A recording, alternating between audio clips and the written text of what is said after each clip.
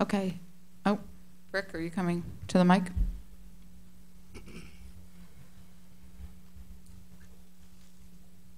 I'll take your offer, Bob. Thank you. Okay, thank you. And speaking on behalf of everybody, we delivered a letter to you after the board meeting last, offering just such a thing and looking for possibility in terms of how we can approach, how we can make ourselves useful. And sitting tonight and listening to your prior discussion, what it appears to me is that we're tied up just a little bit in how we approach the budget because we don't have a viable and working district-wide master plan. The question that occurs to me, Denny, is at what point do you start to develop next year's budget? Tomorrow. And that's exactly my point. One of the reasons you're foundering right now on this budget is because you realize that the district-wide master plan is moot.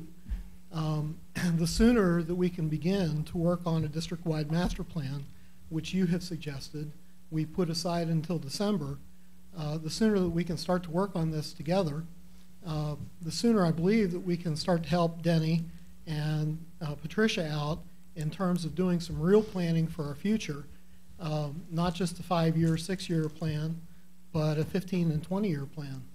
And so while I'm not prepared tonight to give you a formal proposal, I will be prepared at your next board meeting to deliver such a proposal, hopefully be able to give it to you in a form that you can possibly take action on it and let the public know just how you foresee the possibilities of working with us.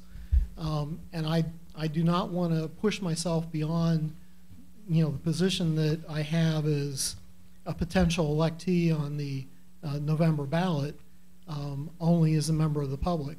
I do see the possibility of working as an ad hoc appointed board committee member.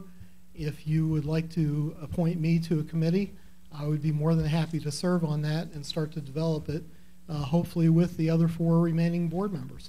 But I will be prepared at your next board meeting to deliver that and hopefully come up with a proposal that you'll find to your liking. You know, one point of clarification, I think, Rick, is that we do have a district-wide facilities master plan. What needs to happen is that we are at a point where that plan needs to be updated. And that's what we're talking about, is the update to that plan. I think the other thing that needs to be kept in mind here is that we have to follow the law.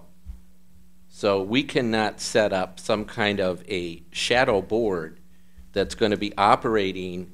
I would never suggest that you would do anything illegal. Okay. I would never suggest that you operate in the shadows. In fact, quite the opposite. I think one of the things that I ran on was being quite open. And I would certainly hope to do this in plain view of everybody in this room, everybody in our community, and with the good graces of your council. Well, this board has always operated in the open, and that's why I said to you, if you have some issues that we are currently addressing that you would like to express your opinion on and influence our thinking on, I would be happy to hear them in public. Okay, Donna. I would like to say 2 things. First of all, well, maybe 3 things, Rick, to you. First of all, I do not consider the discussion tonight foundering on the budget. I felt that the discussion tonight was a good discussion of various viewpoints, and I think we listened to each other. Second of all, I would like to say that the very first time I was elected to the board, I was in a situation similar to yours. There were 9 candidates running for 4 seats, and the same 4 people won both primaries. At least 2 of those people were new to the board, Rich DiEugenio and myself. And it never occurred to us to think that we should be involved in the governance of this district until we were seated in December. Third of all, you've asked for us to work with you. And this is a bit personal, but I'll say it anyway. I sent you an email, and I congratulated you, and I offered to work with you, and I did not get a response. So I offered the olive branch. Okay. Okay, I think